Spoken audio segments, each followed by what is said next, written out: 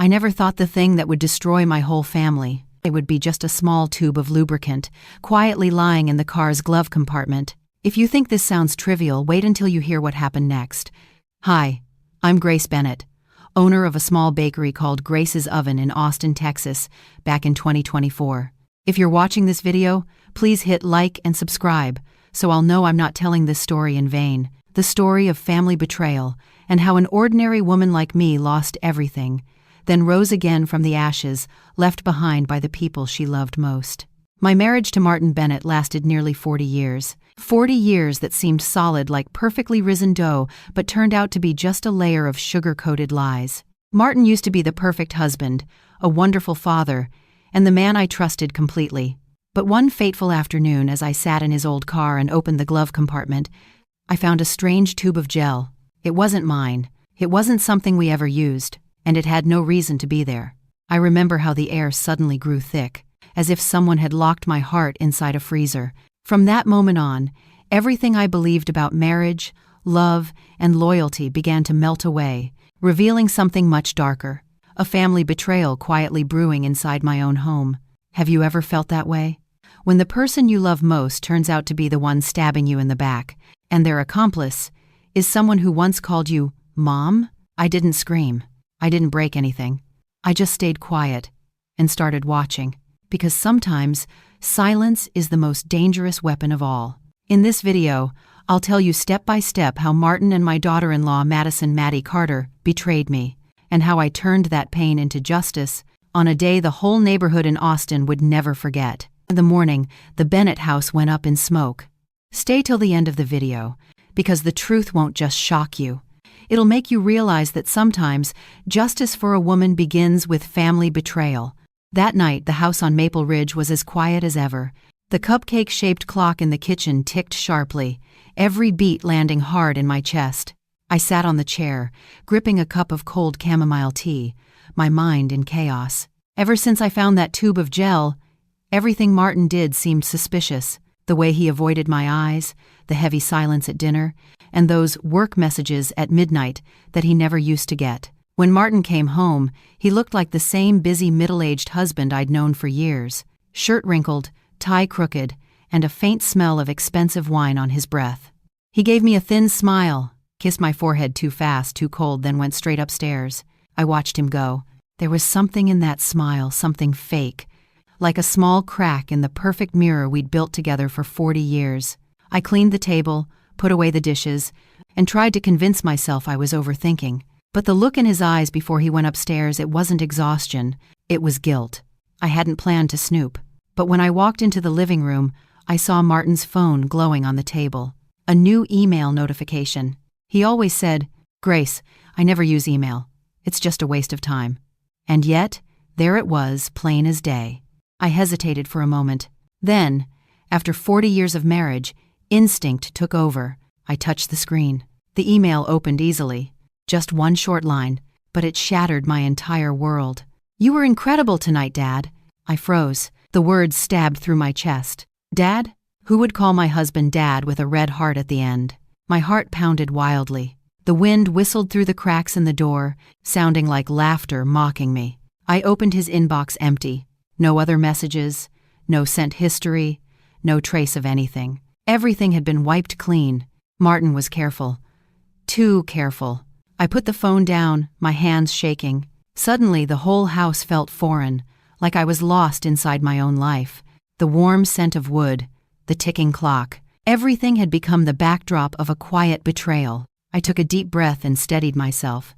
If this was Martin's game, I wasn't going to lose. As I tidied the living room, my eyes landed on his wallet, left carelessly on the sofa.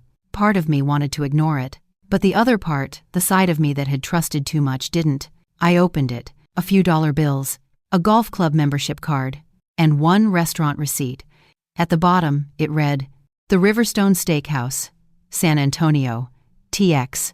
I frowned. Martin told me he was in Dallas that day for a business meeting. So why was this from San Antonio 200 miles away? The receipt said, "Table for two. 1 bottle of Cabernet Sauvignon, 2015. 1 filet mignon. 1 seafood pasta." I laughed quietly. That was the exact same wine he bought me for our 10th anniversary. He remembered my favorite wine, but this time, it wasn't for me. A strange mix of pain and icy calm filled my chest, and underneath it all, a trace of disgust. Martin Bennett, the man who once told me as long as we have each other, that's enough, was now sharing candlelight and fine wine with someone else. I took a photo of the receipt, folded it neatly, and put it back exactly as it was. Every move I made was calm, deliberate. I was no longer weak, gentle Grace. I was becoming a quiet storm, a woman who knew that revenge didn't need knives, only truth. I sat down and looked out the window. The city lights reflected on the glass, creating two faces, his and mine, one real, one fake, and I realized, maybe all these years, I'd only loved the idea of Martin, not the man himself. When I went to bed, he was already asleep. His deep, careless snoring filled the room. I stared at that face, the one I once believed could hold happiness forever. Now, every wrinkle around his eyes looked like a scar on my heart. I wanted to cry, but no tears came. Just silence. The kind of silence only the betrayed can understand. It's not loud, not dramatic, just an endless, suffocating emptiness. I stayed awake all night, listening to the clock count down the hours until the truth would finally explode. Questions kept spinning in my mind. Who sent that email? Why Dad? Was it some young woman? Or... I shook my head, pushing away the terrible thought that flashed before me. But my heart already knew. The woman wasn't a stranger. The way he hid things, the faint perfume on his shirt. It was sweet, familiar, and heartbreaking. When dawn came the first morning of March 2024, I stood by the window, watching sunlight spill over the little garden, where I used to grow lavender. I remembered how Martin would brew coffee and say, "The smell of lavender makes me feel at home." Now I wasn't sure where his home was anymore. Here, or in someone else's arms. I breathed in. The faint scent of vanilla and flour from Grace's oven still clung to my clothes. And that's when I realized the bakery was the only real thing left in my life. Everything else, marriage, promises, memories, was just a burnt cake covered in sugar. I sat down, opened my phone, saved the photos of the receipt and the email, and typed a short message to Carol Miller, an old friend who once told me she knew someone who could find out the truth. The message read simply, "Carol, give me Frank Lawson's number. I need to know what my husband's hiding." After sending it, I leaned back and closed my eyes. A soft breeze slipped through the curtains, carrying the scent of lavender from the garden. It used to mean peace. Now it only reminded me of the perfume on Martin's shirt. I knew, in that moment, I had crossed the line, from a gentle wife into a woman seeking justice for her own life. And I also knew this family betrayal wouldn't end with a few photos or a restaurant bill. It would lead to something far darker, truths I wasn't ready to face. But no matter what, I had to know, because if I stayed silent, I'd disappear, like sugar on a burnt cake, melting away without a trace. I don't know how long I stared at that receipt. Maybe minutes, maybe years. Time didn't mean anything when you realize the person you trusted most has been lying to you. Inside me, the hurt and anger dug in like a dull knife, slowly cutting away the peace I once had. The next morning I opened Grace's oven like always. The smell of waffles and butter filled the air. Regular customers smiled and said hello, but everything felt strangely dull to me. I looked at my hands covered in flour and thought, these are the hands that made my whole life, and he's trying to take it away. At lunchtime I locked the shop early. I needed to breathe. I needed a plan. I needed the truth. I called Carol Miller, my close friend who had helped me through hard times before. When she heard my shaky voice, she didn't ask questions. She said, "Meet me at Willow's Cafe in 20 minutes. The cafe was on an old corner where Carol and I used to sit and talk when we were younger. The place looked the same, soft yellow lights, light jazz, and the smell of roasted coffee. But I couldn't enjoy any of it. Carol put her hand on my shoulder. "Grace, you don't have to say anything. I can see it in your eyes. Is it Martin?" I nodded, a heavy nod that carried 40 years of trust falling apart. I showed her the photos I'd taken of the receipt and the email. Carol looked and bit her lip. "He really did this to you. You can't just sit there. I know someone who can help Frank Lawson, a private detective. He's quiet, careful, and doesn't judge." I looked at her, begging with my eyes. "Can you contact him for me?" I asked. "No need," Carol said. "I'll hire him for you. If anyone can expose Martin, it's Frank. That afternoon I sat across from Frank at a small diner on the edge of town. He was in his 50s, tall, with a worn face and a calm, low voice like someone used to seeing the worst of people. "Mrs. Bennett," he said, "I won't promise anything, but if your husband is hiding something, I'll find out. The truth has nowhere to hide. So fact it is the back to the cloud of service." I nodded and put a brown envelope on the table. Inside were printouts of the email, the receipt photos, and a note I'd written. "If he's cheating, I need to know with whom. I need proof." Frank looked at me for a moment, then asked quietly, "Are you sure you want to know everything? Some truths can't be unseen." I looked up slowly and said, "I've lived in lies too long. I'd rather hurt from the truth than be blind in lies." He nodded, stood, and gently squeezed my shoulder, a gesture that was both comforting and respectful. Before he left, he said, "You're stronger than you think, Grace, but be ready, no one walks through family betrayal unchanged. Think stand it." That night I went home and pretended nothing had changed. Martin sat watching the news, the TV light on his face. I stared at him longer than I meant to. In the way he held his glass, glanced at his phone, and licked his lips when he smiled, I saw the marks of lying. I wanted to shout, "Do you know you're killing me little by little, Martin?" But I didn't. I smiled, sat down, and asked softly, "Where are you going tomorrow? Will you be back late?" He answered shortly without looking at me, "Dallas, I have a meeting." I sipped my tea and felt a bitter taste spread over my tongue. Dallas again, I thought. Not San Antonio? That night I couldn't sleep. Rain hit the porch and soft jazz came from the living room. I lay staring at the ceiling, full of mixed thoughts. Part of me still wanted to believe Martin had just lost his way and could be saved. But another part, one I'd never shown, was growing stronger. The part of me that knows my worth and won't accept being betrayed. The next morning I got a message from Frank. "I've started watching. I'll tell you when there's something concrete." The short message made me both nervous and scared. I didn't know if I wanted Martin to be innocent or if I wanted proof so I could finally let go. 3 days passed. Every hour felt like a lifetime. I worked at the bakery, smiled at customers, but inside I was tense. Every time my phone rang, my heart jumped. On the 4th day, Frank called. "Mrs. Bennett, I have what you need. You should meet me in person." His voice was calm but heavy. "Is it bad?" I asked. "I'll let you see. 6 p.m. The old cafe. Corner table." My hands were sweaty. The world narrowed to the sound of my heartbeat. I knew that when I opened that file, my life would have a before and after, before the truth, and after. On the way to meet Frank, Austin lit up. Neon signs threw colored lights on the wet streets, and my reflection in the rear view looked strange. Me, a woman in her 50s who used to be gentle and believed in forever, now entering a new world where family betrayal was no longer a headline but a wound in my heart. Frank was waiting. He pushed a brown envelope toward me without a word. My hands shook as I opened it. The first pictures stole my breath. Martin, my husband, sitting with Madison, Maddie Carter, my daughter-in-law, at a fancy restaurant in San Antonio. Their faces were warm, close, and guilty. My heartbeat roared in my ears and everything blurred. I wanted to tell myself it was a mistake, a setup, a dream.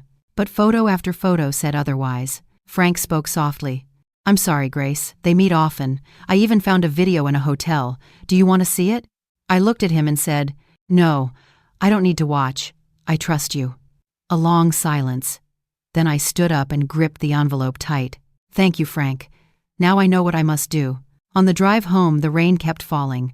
I drove past families having dinner, laughing together. In that moment, I realized betrayal doesn't always start with fights. Sometimes, it grows in quiet moments when someone stops looking you in the eye. That night, in the cold rain, I promised myself that Martin Bennett would have to look me in the eye, one last time. I've seen many things in life, birth, loss, pain, but nothing feels like seeing, with your own eyes, the person you love betray you. And worse, betray you with someone in your own family. That night, after I met with Frank Lawson, a light rain still fell over Austin. Wind hissed through the door. The air smelled like wet earth. I stood on the porch and watched the streetlights shine in the puddles. I felt empty. I thought I would cry, but I had no tears left. I opened the envelope Frank gave me. Inside were photos, some notes, and a small USB drive. On it was a little paper that said, "Only open when you're ready." Numbered, as now is 7. I set it on the kitchen table next to our family photo: Martin, me, Ethan, and Madison, Maddie Carter, the daughter-in-law I once called my own. I looked at their smiling faces and felt my throat tighten. That picture was taken just last year at the opening of a new Grace's oven. Martin had his arm around me. Maddie held my hand and said, "Mom, you're my biggest inspiration." Those words still echoed, but now they cut my heart. I plugged in the USB. The screen lit up with photos. Martin and Maddie, leaving the Haven Suites, hand in hand. In another photo, his hand was on her back. His eyes were soft and gentle. I couldn't look away because the man in those photos looked happy. Not the nervous kind of happy from an affair, but the sure kind, like he believed this was what he truly wanted. I zoomed in on a third photo. They sat close together in a restaurant. Martin smiled. Maddie's hand rested on his leg. Candlelight made them look like a perfect couple in a painting, except they painted it with the betrayal of my family. My chest tightened. It was hard to breathe. I heard my own short breaths, the chair slide on the floor, and the rain hit the window. I started to shake, not from anger, but from a deeper pain. Beyond the word betrayal. I turned off the screen. The house was quiet again. In the dark, the rain sounded like the truth walking toward me step by step, unstoppable. Near midnight, I heard Martin's car. He came in, wet and tired. I stood in the kitchen under the warm light, calm, but not gentle anymore. "You're late," I said softly. "Yeah, traffic. Too much rain." "It is raining," I said with a small smile. I poured him hot tea. "You went to Dallas?" "Yes." He avoided my eyes, took off his coat, and set down his briefcase. I placed the tea in front of him, then took a restaurant receipt from my pocket, the one from San Antonio that I had photographed. "Funny," I said, "because this restaurant is in San Antonio, not Dallas. Do you want to hear it?" I typed 2 words, "Send it." A moment later, the file arrived. I put on my headphones and pressed play. Maddie's voice was clear. "I can't wait any longer, Martin. She's old, naive, too trusting. If you sign those transfer papers, the whole bakery chain will be ours. Grace trusts me. What are you worried about?" Martin's voice was low and calm, like this was just a normal business deal. My hands clenched until my palms hurt. Every word was another cut. I pictured Maddie's face when she said "that woman." Not "mom," just "that woman." Cold and cruel. I stopped the recording and sat still. No crying, no fear, only one thought. They had woken up someone new in me. I took a new USB. I copied all the photos, videos, and the recording onto it. I named the folder Martin and Maddie Truth. I locked it in a secret drawer. Not because I feared losing it, but because I knew the truth had to be used the right way. That evening, while Martin ate dinner, I watched him. He smiled and talked about work and new plans. His eyes looked gentle, like before. If I didn't know the truth, I might still think he was the perfect husband. Now, I only saw a very good actor. "Grace, I'm so lucky to have you," he said. "You are the luckiest man in the world, Martin," I answered calmly. "But every kind of luck expires." He didn't understand. He just smiled and kept eating. I had decided, if he chose betrayal, I would choose justice. If he chose lies, I would choose truth. That night I went to the bedroom, turned on the lamp, and wrote in my leather notebook, "The 14th of March, 2024, Martin Bennett, my husband, betrayed me with Madison Carter, my daughter-in-law. This is no longer a love story. This is a fight between truth and family betrayal." I closed the notebook and set it on the table. Outside, the rain had stopped. In the mirror, the woman looking back at me was no longer yesterday's Grace. She was awake. The next morning, after I wrote the last lines in my leather notebook, I opened the bakery very early. March light in Austin was pale, like vanilla cream sitting on the edge of a pan. I turned on all the ovens. The smell of butter filled the room like an old promise, but my heart wouldn't calm down. Since last night, one thought kept tapping my temple. Betrayal can hide in private, but stealing happens in the open, and Martin and Maddie were getting ready to take what was mine. Around 8 a.m. My phone buzzed. It was Frank Lawson. I wiped my hands on my apron and picked up. "Mrs. Bennett, I have a clearer recording. Part of it is from the parking lot near Riverstone. The rest is from the third-floor hallway at the Haven Suites. Do you want to hear it? I'm ready, I said, even though my throat was dry. Frank sent a secure link. I put on my headphones. I kept kneading dough while I listened, hoping busy hands would steady my shaking heart. There was a little static, then Maddie's voice sweet, but sharp like glass. Dad, hurry. The power of attorney file has to be done this week. I want the name Grace's Oven in our hands before she smells what's going on. My heart dropped. The word Dad fell into the silence like a stone in a well. A beat later, Martin's voice. Calm down. I asked someone at the notary's office to adjust a few parts. When Grace signs, the stores will shift to my control. As for legal ownership, I'll say it's temporary. We'll handle it slowly. I had to grab the edge of the table. Flour puffed up with my breath, dusting the wood like thin fog. I turned off a side oven, afraid I'd forget the time and burn a batch. Frank texted again. I have calendar screenshots. They're meeting a lawyer named Barrow Thursday afternoon. I'm checking who Barrow is. I wrote back, thank you, keep going. It my spet. By noon, when the rush slowed, I opened the ledger. Restaurant orders, supply contracts, leases. Papers I knew by heart now felt like they were whispering warnings. I realized I'd trusted Martin with the outer stuff: insurance, lease renewals, new partners. Trust is like yeast. It makes the dough rise, but if it's dirty, it ruins the whole batch. The bell rang. Helen Peterson walked in with a small bundle of lavender. For better sleep, she smiled. She looked at me and paused. You look tired, Grace. I forced a smile. Stayed up watching the ovens, early deliveries. She set the lavender on the counter and touched my hand. If you need someone to stand watch outside your window, I'll stand. Silence doesn't make you weak. As the door closed, my phone buzzed again. Frank, got it. Barrow is a freelance business lawyer, once disciplined for writing broad power of attorney forms. This afternoon they'll go to Barrow's office on South Congress. I'll tail them. I texted. Get enough photos and audio. Keep your distance. Don't get spotted.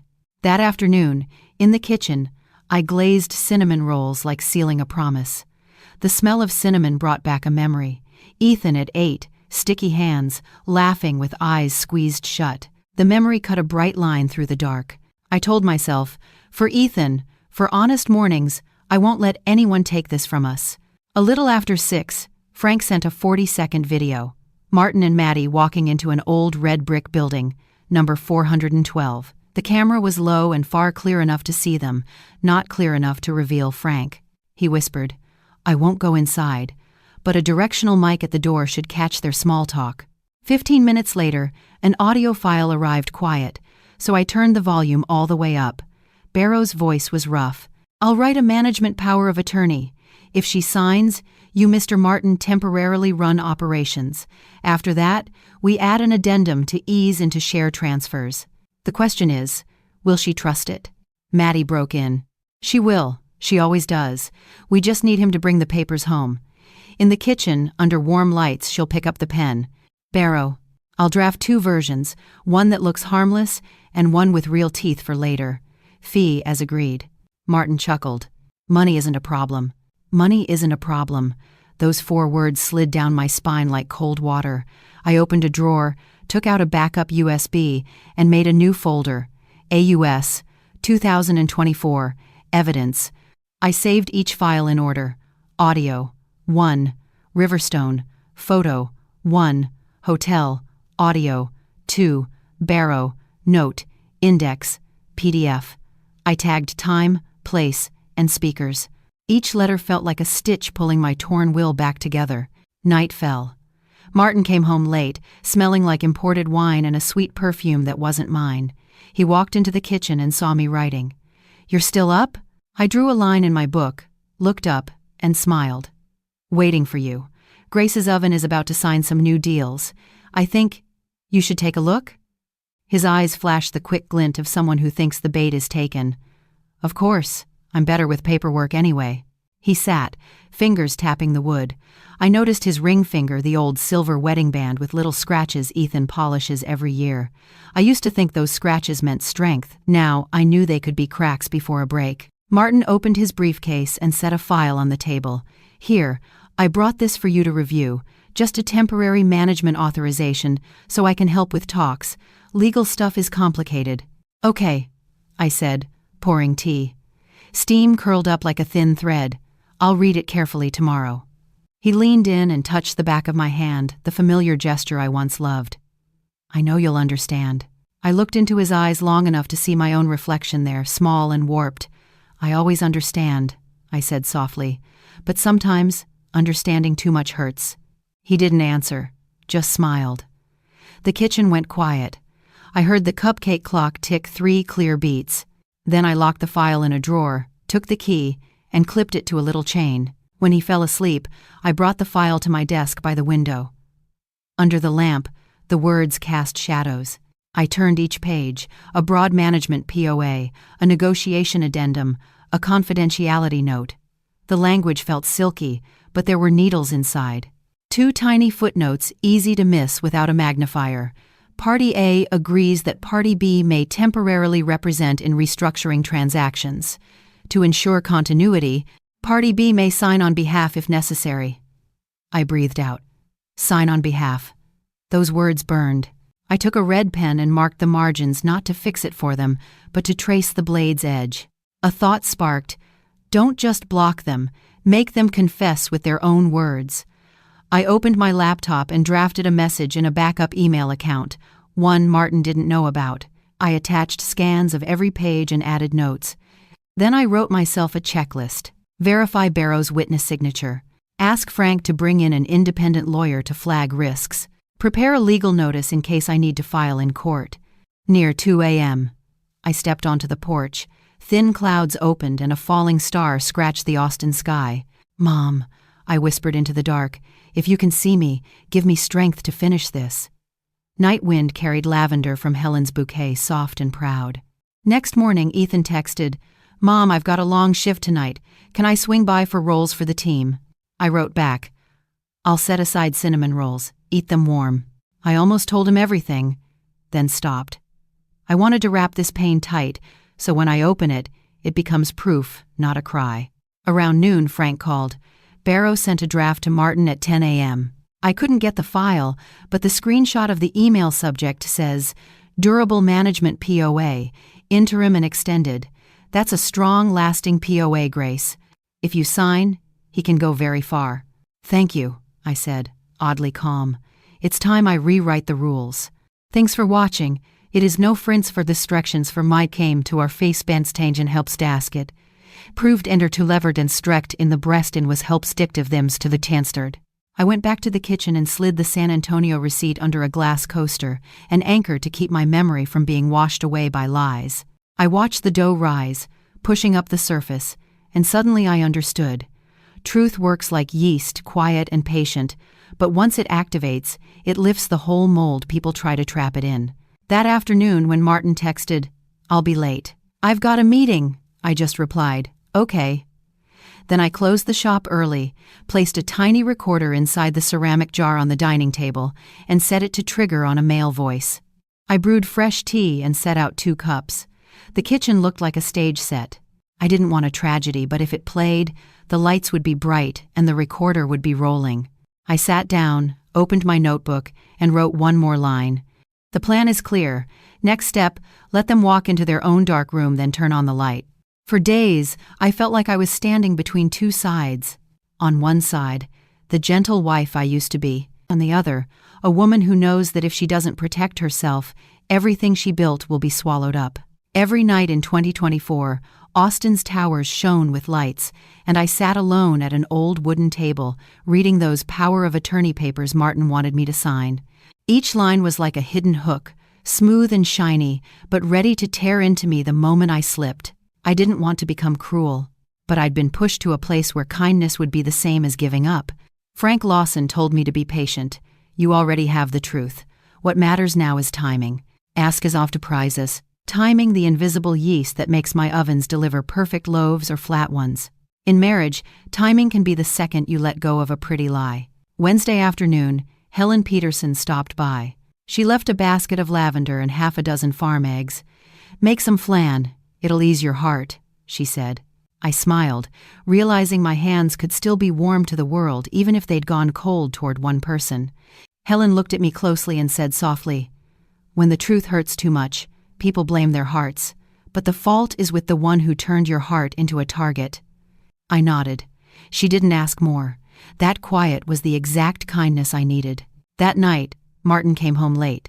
His shirt still had the calming crease on the shoulder, the costume of a busy man, or really, a man busy hiding things. He put a new stack of papers in front of me. "Just some meeting schedules," he said. I slid them into a drawer, locked it, and said nothing. The little recorder stayed hidden inside the ceramic jar on the table, like a third eye that never blinked. I didn't want to fight. I wanted him to speak for himself. When he slept, I went to the garage. It smelled like gas, and that same sweet perfume on the leather seats. I opened the glove box. The tube of lubricant was still there, the cap crusted over a lazy period at the end of a cheap affair. I closed my eyes for a beat, then opened them, calm and steady. Bakers measure things. Flour, sugar, minutes in the oven. Tonight I measured risk and result for him, for me, for Ethan. The last thing I wanted was to hurt my son more. What I wanted was an end to the lies. I made the switch in silence. Not to hurt anyone, I kept repeating that to myself, but to force the truth out into the light, not let it hide in hotel rooms. I shut the compartment, wiped prints, and put every scrap of paper back exactly where it had been. Bakers learn this skill. When you leave the kitchen, everything goes back to its place. Lies should too. I wanted them to stop spreading.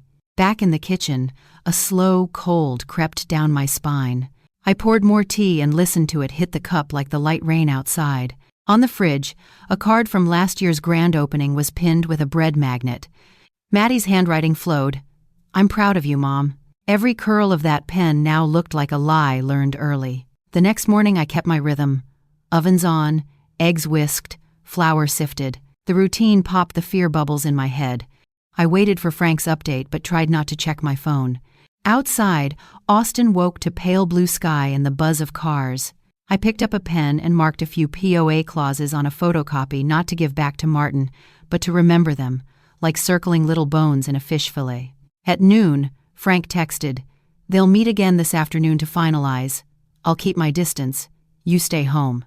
I replied, "Thanks. The table is set." He added something rare. "You are not alone." I stared at those 4 words for a long time. Sometimes a stranger's sentence, placed in the right spot, feels closer than a promise from someone who's already lost. Evening came. Light faded over the row of maples. I made the kitchen neat like a stage before the show. Fresh towels, fresh tea, warm yellow light. The recorder waited in the ceramic jar.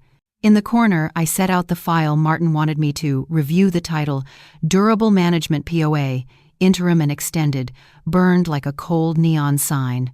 The door clicked. Martin walked in, a flash of relief in his eyes when he saw me waiting. He hung his coat and washed his hands carefully, like he was prepping for an operation on his own morals. We sat. I poured tea. "I think we should sign quickly," he said. "We don't want delays. You trust me, right?"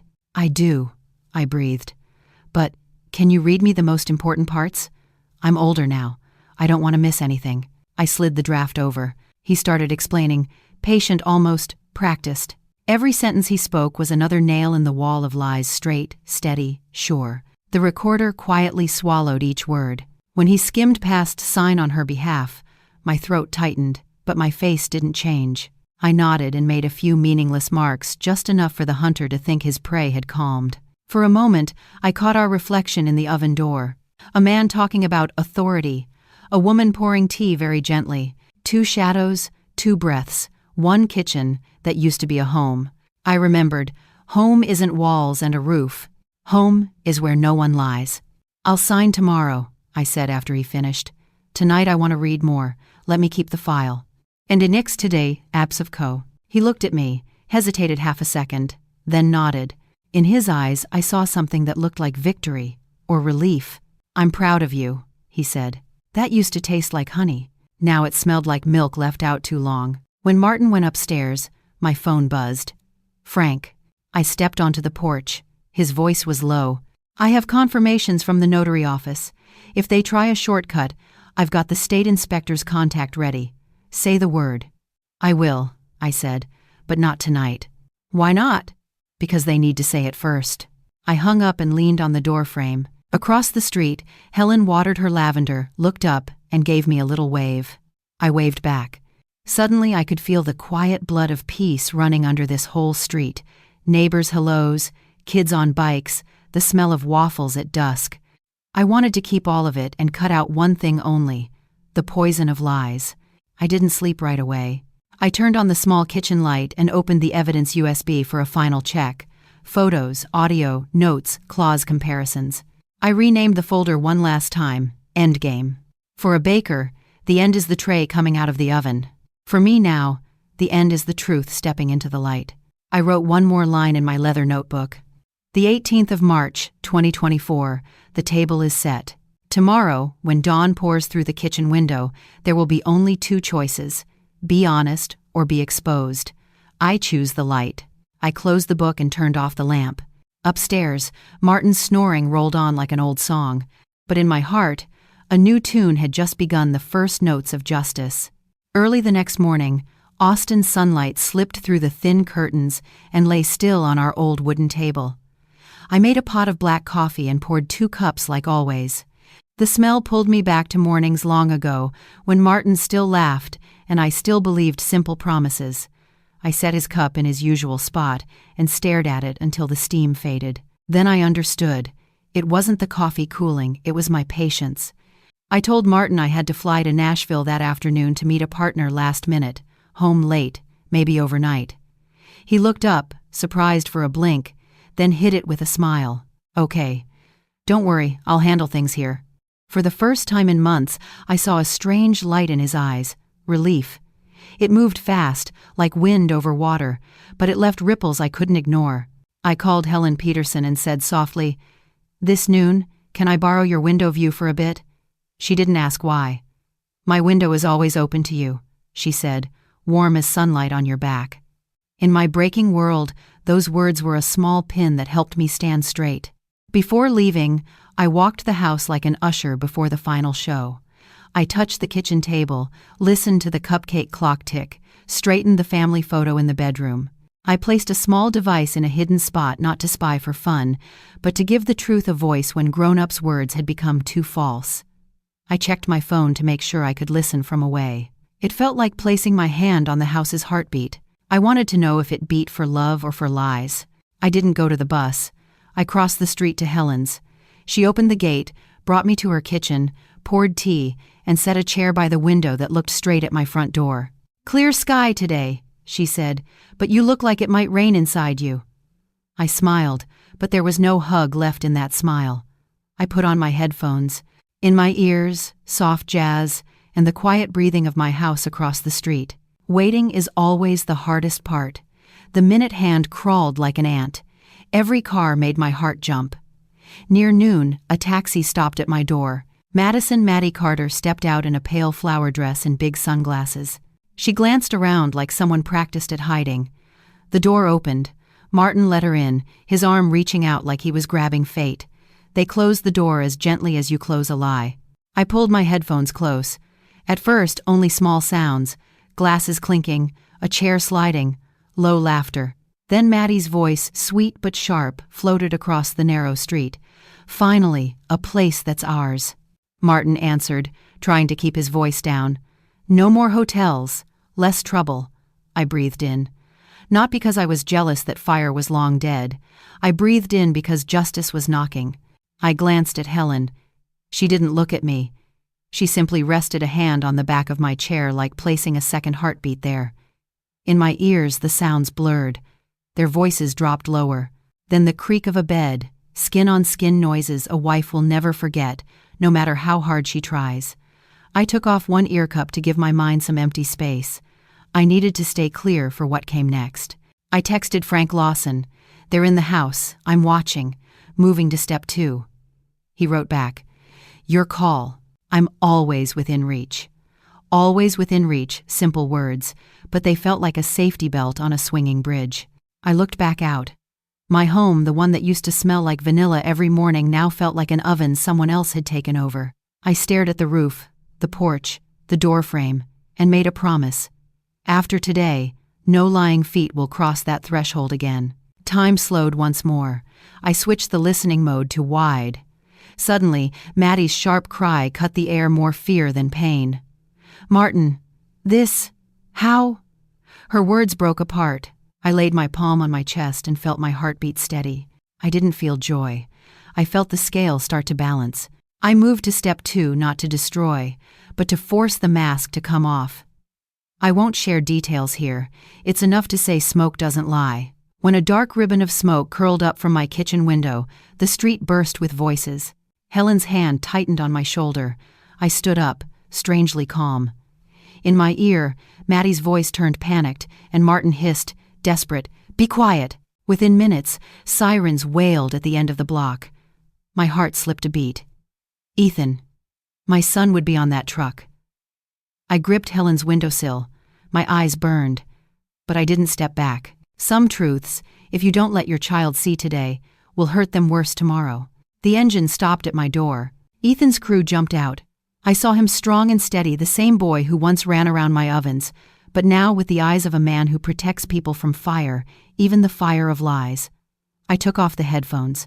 I wanted to meet this scene with silence. My door was forced open. Shouting, alarms, boots on the floor. Then stillness, heavy and thick. I knew in that moment Ethan had seen the 2 worst people in his life, together, in a picture that could never be erased. My heart dropped like a string on a guitar low, but it didn't snap. I didn't cry. I pressed my hand to the glass and whispered across the distance, "I'm sorry, son. But you deserve to know." Neighbors gathered. Eyes, whispers, raised phones. I heard Doug Miller on the 911 call, and someone whisper, "Oh God." Helen stood half in front of me, shielding me from hungry looks. "If you want, I'll ask people to step back," she said. I shook my head. Truth needs witnesses. That's how it's respected and not twisted later. When the firefighters brought them out, I didn't move. Thin blankets only made their shame clearer. I saw Ethan's face pale, jaw tight. The young firefighter Jake Morales let out a nervous, tiny laugh. Ethan snapped, "Quiet. One word." Heavy as a curtain falling. I wanted to run and hold my son, but my feet were nailed to the floor. I let the silence hold him for me. The smoke cleared fast. There was no big fire, just enough to call in good people and pull the bad into the light. Martin looked around, eyes begging the crowd, searching for me like an old life raft. I didn't answer. I only looked back, calm, like the last person left who still knew his true name, the man who betrayed his family. When the ambulance left, the street broke apart like crumbs. Helen took my hand. "Come sit a while," she said. I sat, and my hands and feet felt like mine again. In my mind, a cool stream ran through. I had chosen light. Not to burn anyone, those flames weren't mine, but to show what should have been seen long ago. That evening, I fixed my hair, took a coat, and grabbed my bag. I knew where I was going. The hospital. I didn't bring tears. I brought papers and a steady voice, the only weapon I allow myself. And when the door of the hospital room closed behind me, I was ready to say the sentence no one had heard from me all day. "We're ending this. Right now." The hallway on the 3rd floor of St. David's Hospital smelled like alcohol wipes and rubber soles squeaking on the floor. I stopped outside the trauma room door, fixed my collar, and took a deep breath. The neon lights threw a cold, metal kind of glow on the floor light that doesn't allow make-believe. I knocked softly. Nurse Kayla Brown cracked the door. Her brown eyes hesitated when she saw me. "Mrs. Bennett," Kayla said quietly. I nodded. "I just need to say a few words. When the doctor says it's okay." A moment later, Dr. Samuel Park came out, mask under his chin. His voice was calm and clinical. "No serious internal injuries. But there are mild contact burns on sensitive skin. We treated them. They'll need soothing cream and rest." He paused, watching my face, as if to see how I'd react. I answered, flat as still water. "Thank you, doctor." He glanced at the folder in my arms and nodded. "When you go in, please stay calm. In here, everyone hears everything." I went in. Martin was half sitting up, a blanket to his waist. Maddie Carter faced the wall, her shoulders shaking a little. The heart monitor clicked steadily, as if to say that even when family betrayal cuts deep, the heart still keeps beating. Martin looked up. For 3 seconds his eyes were lost. Then he pulled on his usual mask. "Grace," he rasped. "Let me—" I didn't ask. I cut in, as lightly as a breeze passing a table edge. I set a black folder on the rolling tray. The thin sound rang like a judge's gavel. Maddie turned. Her face was pale, mascara smeared, but her eyes still held the kind of confidence of someone who thinks she'll always get away. "Mom," she said. The word dropped like a dry pebble, no water on it. "Don't call me that," I said, not loud. "From today, we're just two strangers who share the same shame." The door swung open. Ethan stood there, fire gear, pants, jacket tied at the waist, t-shirt damp with sweat. My son looked at me first, like he needed permission to breathe, then at the bed. His face folded in a way I'd never seen, like a quiet crack. "Son," I said softly. Ethan nodded, lips pressed white. Jake Morales hovered behind him, eyes apologizing in silence. I shook my head a little. "It's not your fault. Fire only shows what already had fuel." I opened the folder. Inside was a plate of truth, all set out. Color photos, printed audio transcripts, the meeting times with lawyer Barrow, and on top the divorce papers. Martin stared at that page like it was the last sight of shore before being pulled out to sea. "Martin Bennett," I said, using his full name like a report. "This is the moment you tell the truth, or you sign now. There is no third option." He swallowed. "Grace, I was wrong, but you know things can—" "Durable management power of attorney," I said, pulling out the draft he brought home. "Sign on her behalf." I tapped each word like teaching a child to read.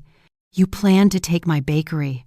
Not just betray me in my own bed, you plan to steal the oven I've kept burning for 40 years. I looked at Maddie. "With you." Maddie lurched up, her voice cracking. "It was a misunderstanding. You called me that woman on the parking lot recording," I said, setting down the printed transcript. "You wanted the whole bakery chain in our hands. Here are dates, times, places, and witnesses ready to confirm." I tilted my head. What kind of misunderstanding writes itself in words that clear? The room fell into a lead-heavy silence. Nurse Kayla stood at the door with a tray, steady eyes of someone who's seen too many families break and still has to keep hearts steady. I slid the divorce papers and a pen toward Martin. "Sign. No claims on anything that belongs to Grace's oven. You go your way and leave that house. I'm not taking anything from you except my own self-respect." Ethan stepped forward half a step. "Mom," he said softly, like the words might break if they touched the air. I turned and found his hand with mine. In that moment I saw his eyes, the same eyes that once lit up when I pulled the first tray from the oven, now like deep water. I squeezed his hand. "I'm okay, son." Martin saw our hands together and sank. He glanced at Maddie, looking for help in her eyes. All he found was fear. Not fear of pain, fear of the scene, of witnesses. Martin started, then stopped when Dr. Park leaned in and said, even-toned, "Please keep it calm. The patient needs stable blood pressure." He gave me the smallest nod. "You're doing this the right way. No yelling, no force, just truth." I took out a highlighter and another page, the no-contact agreement for my house and bakery. "Sign this too." I spoke each word like a nail hammered in. "Don't make me call the state inspector about that notary plan. I already have the number." At the doorway, Frank Lawson appeared from the hall shadows, saying nothing. Just seeing him told Martin the back door was locked. Frank stood like a marker post, holding a sealed envelope. Duplicate evidence. No shouting in that room, only the weight of things that don't evaporate. Maddie's shoulders sagged. She turned away and cried, not pretty, not loud, the kind of crying that's part shame and part regret for something she thought she almost owned. I looked at her one last time, the way you look at a recipe with wrong measurements. Too much ambition, not enough conscience. "You're still young," I said quietly. "Don't use your youth to learn how to break other people's homes." Martin took the pen. His hand shook. Blue veins rose on the back, the same hand that touched me gently when we were young, now about to put a final period on it all. He signed. The ink made a jagged stroke. He exhaled like someone breaking the surface of a lake. I pulled the pages back, checked them complete, clear, valid. I slid them into the black folder and set Frank's envelope on top, like a lid on a pot with the flame turned off. Ethan stepped back a little, hands on his hips, and took a long breath. He didn't say anything to his father. Between them lay a new hole with no bridge. I knew it wouldn't be today or tomorrow, maybe not for a long time, before he learned how to place a heavy stone at the edge so he wouldn't slip in when memory tugged. I turned to Dr. Park and Nurse Kayla. "Thank you." Kayla nodded, eyes warm like a blanket. "Doctor," Park said, "get some rest, Mrs. Bennett. The rest of this is moving on the right track." Out in the hall, Helen Peterson waited with a knit scarf. She draped it over my shoulders, no questions, no advice, because people only advise when they don't understand. "It's done," I said. Helen gave a tired smile.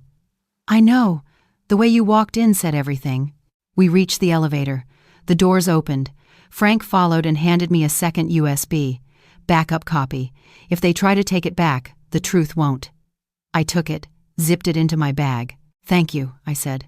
"But I think they're out of strength." And Candidi. Late that night, Austin breathed a warm breeze. Helen and I crossed the parking lot, the sodium lights pouring fake honey on the pavement. The wind carried a touch of lavender from her scarf. I looked up and wondered, does a marriage end with a bang? No. It ends with the scratch of a pen on paper and your heartbeat settling down. Back home, I turned on the kitchen light. No smoke smell, only wood and cinnamon. I set the folder on the table, poured a glass of water, and drank slowly. The cupcake clock ticked once. I wrote in my leather notebook, "The 18th of March 2024, the tragedy is now public, not to humiliate anyone, but to give everything its true name again. A house is a house, an oven is an oven, and family betrayal is a cut you can't cover with powder." I closed the notebook and blew out the light. In the dark, I heard a very small sound, the sound of peace stepping back over my doorway. That night, after I locked the door and set the black folder on the wooden shelf, I realized my hands had stopped shaking. The truth was like a stone that finally hit the bottom of a well. The water was calm again. I made a small pot of tea and poured it into the old clay cup Ethan gave me for my birthday last year. The tea smelled warm, mixed with the scent of the kitchen wood, a simple peace I hadn't felt in a long time. The next morning, Austin was gentle and sunny. I opened Grace's oven earlier than usual. Heat from the oven slid across the front glass, and the dew on the door turned into round drops. The first person in was Helen Peterson. She set a basket of stale bread on the counter. "Make crumb topping with these," she smiled. It wasn't a pitying smile. It was a reminder that everyday life waits for us, even after a storm. By mid-morning, the shop was busy. I worked like only dough, yeast, butter, and time existed. In my head, small tasks linked into a steady chain. Check the ovens, write in the ledger, call suppliers, confirm orders. I let the pain leave through my hands and feet, not through my words. When I bent to lift a tray of cinnamon rolls, I saw Ethan at the door, fire gear replaced by a blue shirt. He stood for a moment, like a traveler looking at a lamp, then came to the counter. "Mom," he said softly. I wiped flour on my apron. "I read it," Ethan said, glancing at the old computer in the corner where I'd saved copies of last night's signed papers and statements. "I know everything." I nodded. No need to explain. In the small funerals of life, speeches are a luxury. "Did you eat breakfast?" I asked. He laughed, rough from lack of sleep. "Not yet. One hot roll, please." I plated a roll and drizzled just enough glaze. He ate slowly, eyes shining but not crying. "Thank you, Mom," he said, voice steadier with each bite. Not for the roll, for doing what had to be done. Near closing, I slid the door partly shut so we could sit at the small window table. I put my hand over Ethan's. "What will you do?" I asked. He looked at the street, where sunlight spilled across the road. "I'll request a transfer for a while. Everyone here knows. I need a new place to breathe."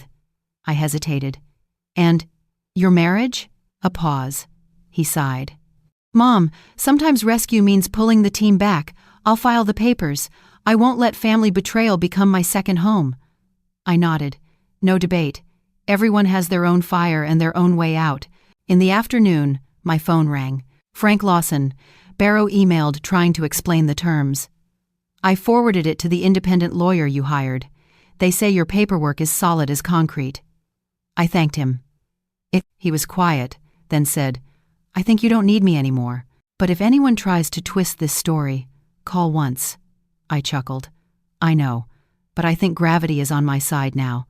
Later, Carol Miller stopped by. She hugged me short but strong. Grace, I never doubted you'd see this through. No, Carol. I shook my head. I didn't go anywhere. I just stood back in my own place. That evening, Ethan drove me past Street David's. The hospital room window shone pale against the dark sky. I didn't go up. From the parking lot, I called Dr. Samuel Park. Doctor, I just want to know if they're okay. He said calmly. Vitals stable. They need time. And space. I thanked him. He paused, then said like someone who's seen many breakups, you left them what they most need to begin again, boundaries. The next day, I met the independent lawyer at a small office near Lady Bird Lake. She carefully checked each line of what Martin had signed. No contest divorce, no contact with my home or shop, and no rights to represent anything tied to Grace's oven. Do you want to add a mutual no defamation clause? She asked. I thought, then nodded. Add it. I don't want this turned into cheap gossip online. I don't need a noisy win. When I got back, Jake Morales was outside with a bunch of sunflowers. He looked nervous. That day I opened the door and waved him in. Jake, you did your job. Don't carry more. He nodded, eyes wet. I just want to say, our crew stands with Captain Ethan. That sentence dropped like an anchor and kept my heart from drifting. Near lunch, an unknown number called. I waited a beat, then answered. Maddie. Her voice was broken, no longer sharp. Miss Grace, I'm sorry. The words came plain, without sugar. I stayed quiet. I lost everything. No, I said evenly. You lost what wasn't yours. I heard her sniff. Is there any way to fix this? I looked at my flour-dusted hands. Yes, I said slowly. Start by fixing yourself. Don't use your youth to learn how to break someone else's home. And from now on, don't call me Mom. On the line? Maddie exhaled, like setting the first brick of a wall between us. Yes. The call ended and left a clean, empty space. In the afternoon, Martin texted, I'll pick up personal items this weekend as agreed. Thank you. I read it and cleared it from the screen. Thank you isn't what I need. I need the space, Doctor. Park named room to breathe, to sleep, and to let dough rise on time. That night I closed early. Ethan and I sat on the back porch under warm string lights.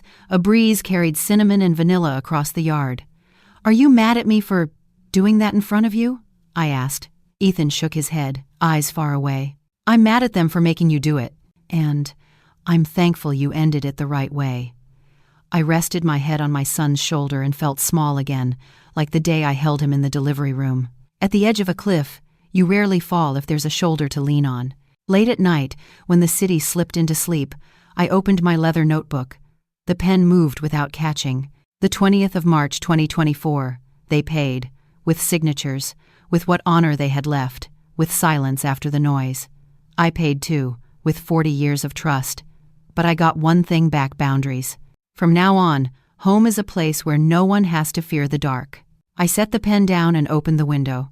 Far away, I heard a fire engine at another intersection, the familiar sound of people running into danger to pull someone out. I smiled a little. Ethan was beside me, breathing steady. The ovens were off, but the walls still held the heat. Tomorrow I'll hang a small sign on the door. We open at sunrise.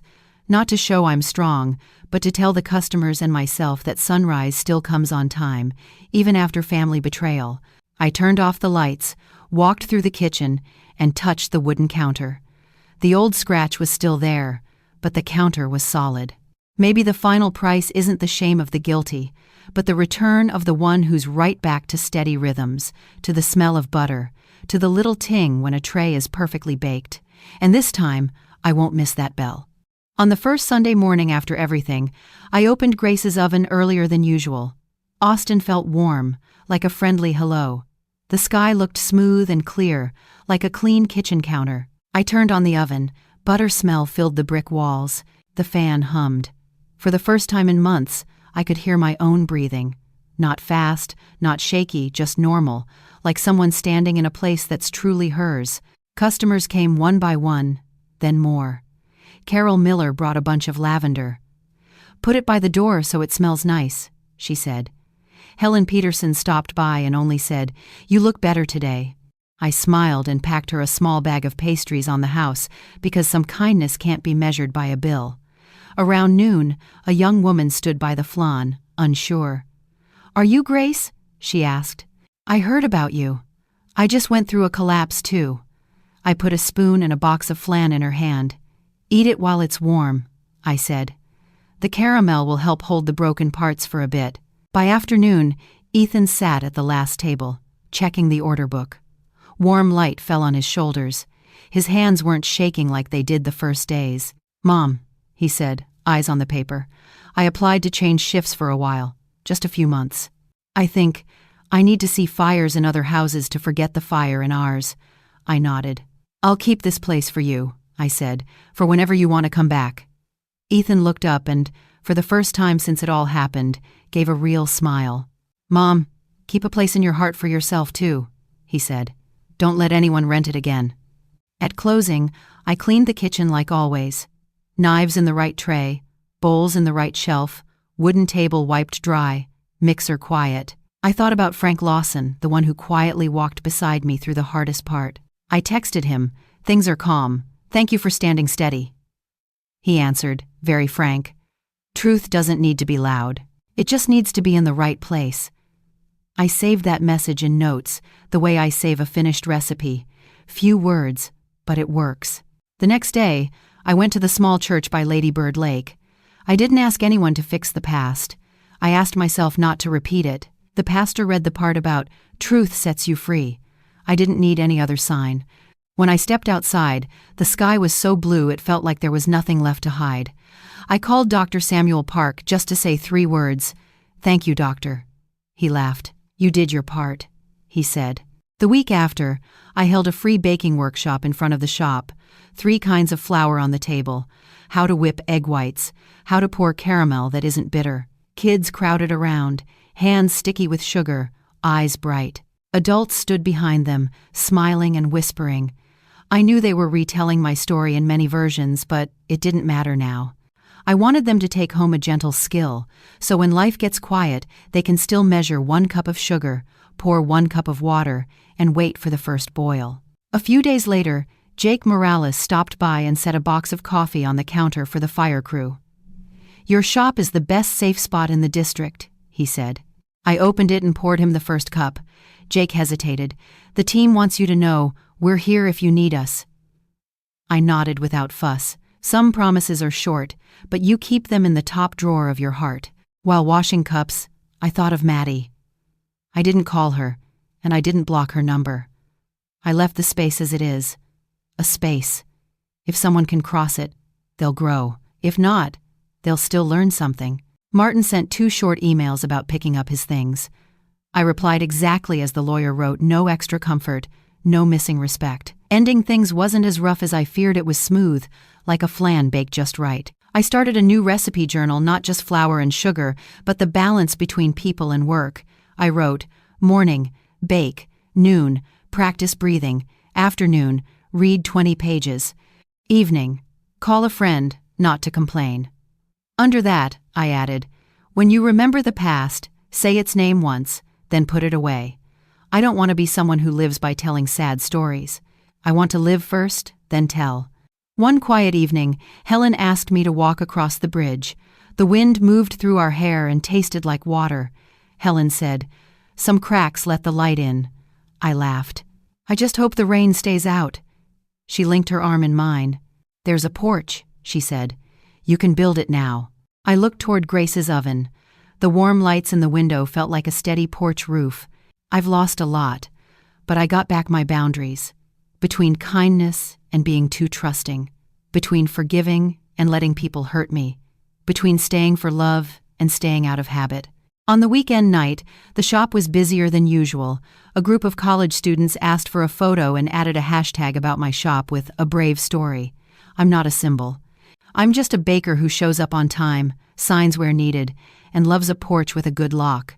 But if this story helps someone get up from a broken chair, it's worth it. Before I turned off the oven, I wrote in my leather notebook, the 28th of March, 2024. Peace is quiet. It walks barefoot, with no drums. It puts a hand on your shoulder and says, "Okay, start again from here." I put down the pen, stood at the glass door, and looked at my reflection in the street frame. The woman there isn't younger, and the lines are still there, but her eyes have a place to rest. In a small corner of my heart, I even thank the family betrayal not because it deserved thanks, but because it made me name the limits I once thought were love. Tomorrow, Grace's oven will have a new item.